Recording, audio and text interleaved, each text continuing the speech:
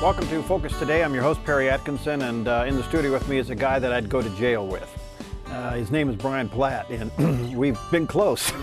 Probably closer than we know.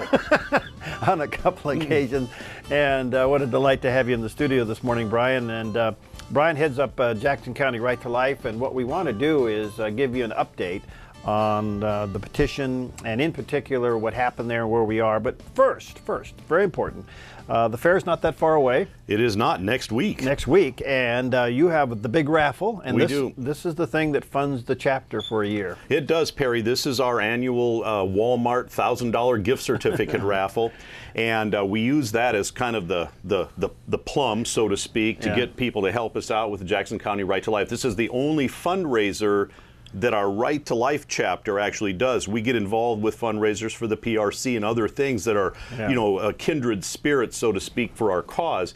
But to sustain the chapter and help us with our January rally and the fair booth expenses and other things that we do, buying books for the high schools and things like that, this is our one fundraising opportunity of the year. So we print out 250 tickets. We sell them for $10 a piece. The winner receives a $1,000 gift certificate to be spent at any Walmart store in the country. Wow. And in turn, Jackson County Right to Life receives about $1,400, and that's what we need to run the chapter for a year. Well, there you go. It doesn't get more efficient than that. You know, we ought to send this plan to the government and say, hey, look what you can do with $1,400. Well, there's once we get to that $1,400, there is like zero administration cost. So it's not. Honestly, we have a lot of things. We've actually invested. I mean, we've invested in a big screen TV. We've invested in our own helium tank, which saves like $60 or $70 every time you take it in to get it filled, for the balloons and stuff like that. So we have used that money to kind of give us an ability to have these resources available without excessive costs on a yearly basis. So we really need folks' help with the raffle tickets. And we're kind of running out of time. We got started a little late this year, so there's a ton of tickets left. Okay, so what do they do? Okay, so we've got them spread out all over the place. We've got them here at the Dove. Sue would be happy to take your call. She's done nothing else but drink coffee. I've been watching her out there.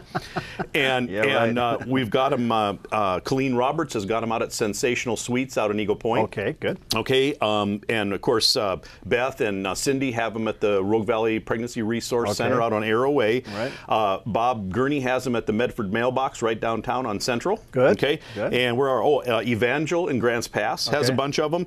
Of course, we've got them at Valley Vinyl. All right. And then if you can look in the mirror and do the Boy Scout pledge with the straight face, then you can call my cell phone and we will mail you the tickets that you would like on the honor system. And that is? I don't know what the Boy Scout pledge is. No, but anymore. I mean your phone number.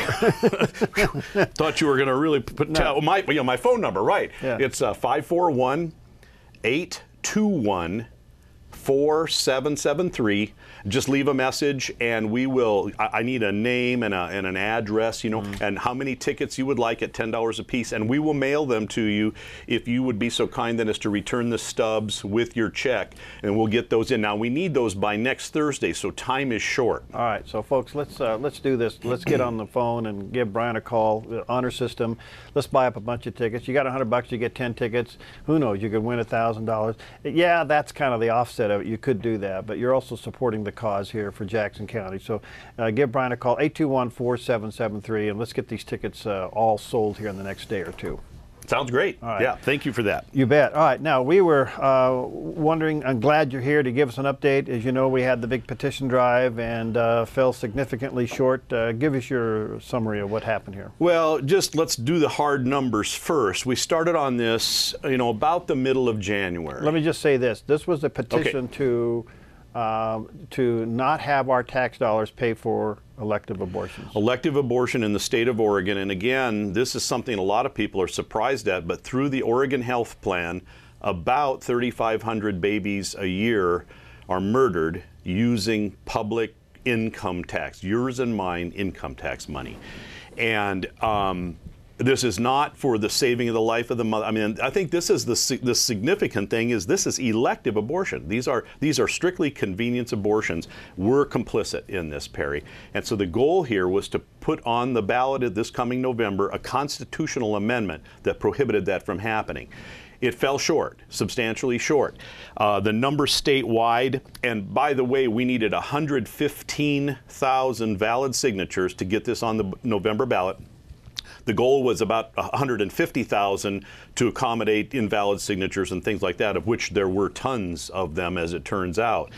So statewide, we gathered 70,000 signatures.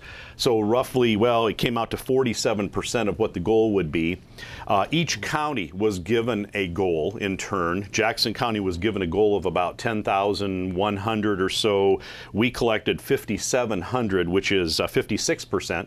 Josephine collected 2,600. Obviously, I rounded these numbers off a little bit, which was 68% of their goal. Douglas County collected 1,800, which was 37% of their goal. And our friends in Klamath collected 2,700, which was 83% of their goal. So Klamath, that was great, but overall, you know, from a human standpoint, if you want to call it a failure, we failed to get enough signatures to even offer it to the Secretary of State's office for approval for the ballot in November. All right. Needless to say, this is very, very discouraging, and I'm trying to figure out in my brain why it's so hard to deal with the obvious. Now, I know that our good friend Dave Crow, who heads up Restore America, he summarized, he said, the cause is just, it honors God, and respects reverence for life. I mean, it doesn't get any more pure than that. It doesn't. You know, some of the issues that we've tangled with over the years, yeah. I mean, and you know, marriage, you know, the issue of homosexuality, I mean, assisted suicide, you know, these, I mean, abortion, I mean, these are, I mean, it just... It's so simple. It seems so simple to me, and yet, you know, there seem to be so many roadblocks in the way, and I, you know, you start getting really philosophical about it. Okay, you know, this was within the Lord's ability to provide us with what we would consider success, you know, a sufficient number of signatures. So let's look at these, I've got them written down here, and, you know, kind of assess what is the Lord's plan in this? You know, what can we take from this which, you know, would kind of help us satisfy our curiosity as to why he would not allow this thing to be successful.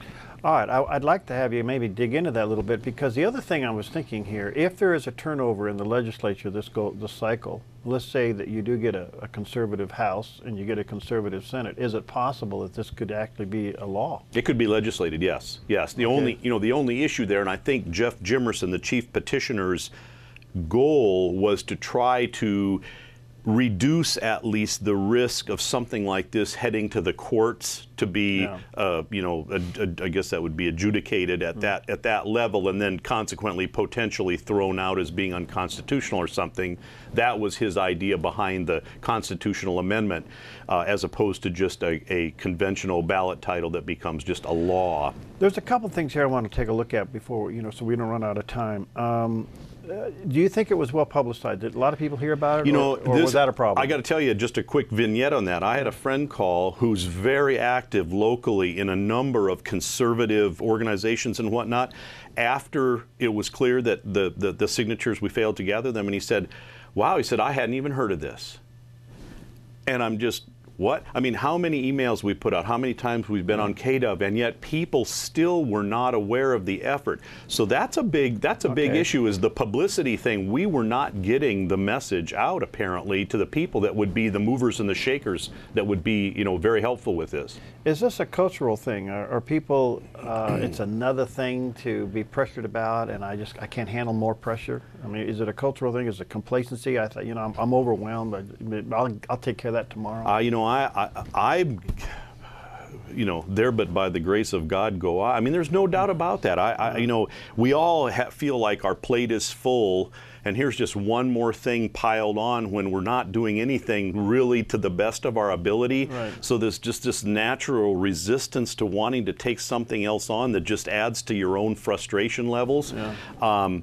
Yeah, I mean, I think that's real. I think that's real. Now, part of that, and this is, you know, kind of touchy, is we're not being directed by our leadership. And I mean, I'm painting with a broad brush here, but if the Christian leadership in the communities and within the church aren't pushing, let's go, we need to get involved in this, this is a righteous cause, then we lose some of that oomph, some of that mo that might get us to go ahead and take on a project like this. Well, that was kind of my next area. Now, I granted, some churches finally got on board and started to have it.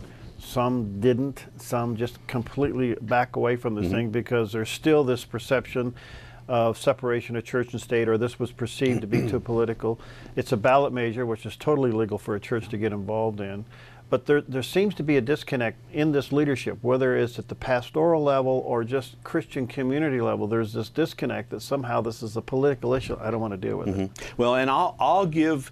I mean, we had a lot of discussions about this, because every time we do one of these and we find ourselves being asked to leave or being rejected by church leadership in particular, it's frustrating. You think, well, isn't it clear that this is a scriptural issue? You know, this transcends politics in that sense. This is something that's so clearly scriptural. But I also subscribe to the biblical principle that God places levels of authority. Okay, and the pastor, his level of authority is over his church, and if his response is, no, we're not going to allow that into our church, then ultimately he's accountable to God. And we have to accept that. I mean, we just have to accept that. Yeah, right. That pastor's spirit is saying, this is not what I want in my church, you know, I don't feel that this is appropriate, or whatever it is. And we just have to say, okay, and move on to the next church. I mean, as the gatherers, we're going, oh man, you know, can't you see this? But no, apparently, you know, there's another message there, and that pastor is accountable to God, and you just have to accept that, because that's God's authority structure. I mean, we have these levels of responsibility and accountability in place. So maybe part of this in the future, Brian, when we don't have a cause on the table, is righteousness. In other words, there's a low moment out there, which I don't know if there's ever will be. But maybe we ought to get some people together and bring the pastors together and say, look, here are your rights. Here are the do's and don'ts when it comes to whatever the issue is. Here's what you can and can't do. In other words, kind of like a fresher up seminar on what they can do to help turn the tide of some of the stuff that's going on in the culture. Because if you look at the churches, they're full. You look at the culture, it's going backwards. So why aren't we becoming this salt and light? Why aren't we becoming this thermostat and changing? But how come we can't take Sunday and turn it into Monday? I mean, why aren't we this? I mean, why aren't we salting this culture to the extent that we're going forth and we are occupying?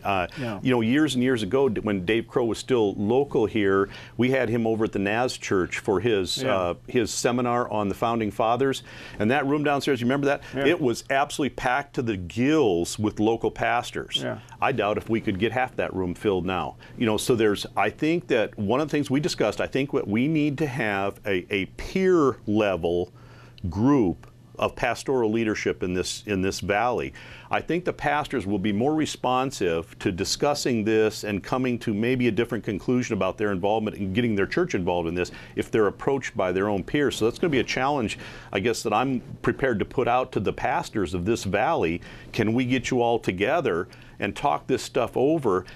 You know, pro or con, let's talk this over and let's try to figure out what we can do to make this palatable to the pastors that right now are a little bit resistant to it. Well, I think leadership needs to understand something. Have you noticed none of these issues have gone away?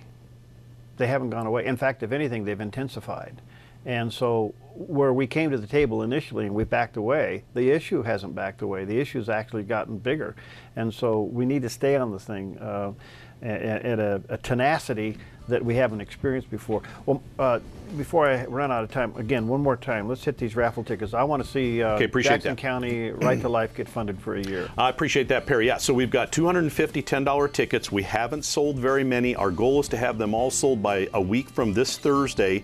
These tickets, the winner of the raffle receives a $1,000 gift certificate to Walmart. The rest of the proceeds, other than about 60 or 70 bucks or whatever it is to print the tickets themselves, goes into the Jackson County Right to Life general fund, or whatever you want to call it. I guess that's the only fund we have, and it supports our chapter for the year. And we've always had great success in getting these things. It's like, I think this is our 11th year of doing this. So it's a fun thing. There's been some tremendous blessings. You know, the winners of the raffle has just been a blessing to all of us that have been involved with this. So we covet your support, and we've got them scattered all over the valley here, so we can get them to you as easily as possible. The Dove Sensational Suite, Estates, Rogue Valley Pregnancy Resource Center, Medford Mailbox, Evangeline Grants Pass, Valley Vinyl. Check it out. Or you can call Bryan at 821-4773 and he'll do an honor system. $10. Let's buy them up. Let's get it taken care of. Stop by the fair booth when? Oh yeah, the fair booth, yeah. So the fair starts Tuesday. We've got balloons for the kids. We've got precious feed pin. We got bumper stickers. We got little giveaway things. You're welcome to come by. We'd love to see you. Hey, thanks, buddy. Keep it up. You're welcome. Okay.